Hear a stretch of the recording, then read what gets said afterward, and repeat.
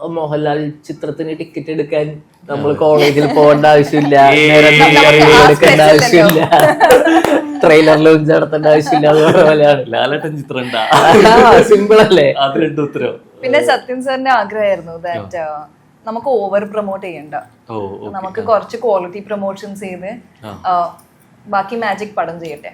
പടം റിലീസായി കഴിഞ്ഞ് പടം ആൾക്കാരെ പുള്ളി ചെയ്യും. ലാലേട്ടൻ പോലെ ചിത്രത്തിൽ വരുന്നു, കുറെ ലാലേട്ടൻ മൊമെന്റ് സംഭവിക്കുന്നുണ്ടോ അല്ലെ? ഒരു ചിത്രത്തെ ഓർത്തെടുക്കുന്ന ശരിക്കും ഒരു ഫേവറേറ്റ് ലാലേട്ടൻ മൊമെന്റ് എന്തായിരിക്കും അമലിന്? ശരിക്കും അമൽ എന്ന് പറഞ്ഞിട്ട് അമൽ സംഗീതത്തിന് എന്തായിരിക്കും? ഞാൻ ഈ പറഞ്ഞ പോലെ അതെല്ലാം ഒരുപാട് പറഞ്ഞിട്ടുള്ളത് കൊണ്ട് അത് ആക്ച്വലി അത് ലാലേട്ടൻ പാസം എന്ന് വിളിക്കുന്നതിനേക്കാൾ ഞാൻ ആഗ്രഹിക്കുന്നത് അത്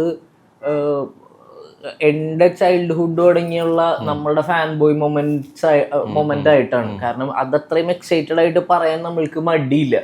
നമ്മള് ഏറ്റവും ഓവർവെൽമിങ് ആയിട്ട് ഞാൻ ഇതുവരെ ഇപ്പൊ ചെയ്ത സിനിമകളിലൊക്കെ എനിക്ക് ബാക്കിയെല്ലാം എനിക്ക് തോന്നുന്നു മേ ബി ഏതെങ്കിലുമൊക്കെ രീതിയിൽ റിപ്പീറ്റ് ചെയ്യാൻ പറ്റുമായിരിക്കും പല കാര്യങ്ങളും, അവിടുത്തെ ലൊക്കേഷൻ ഓർമ്മകളാണെങ്കിലും മൊമെന്റ്സ് ആണെങ്കിലും ഒക്കെ. പക്ഷെ ഇത് ഭയങ്കര യുണീക്കാണ്. ബിക്കോസ്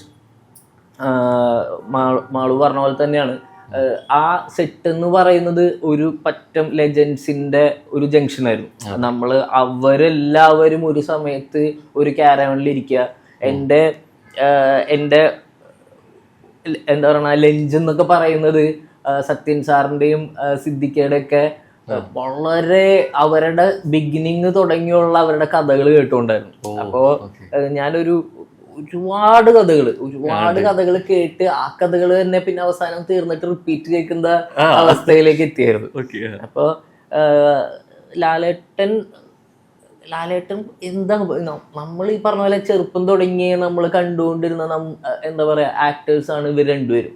മോഹൻലാൽ ആണെങ്കിലും മമ്മൂട്ടി ആണെങ്കിലും. My credits, my future. Kill credits from GTech.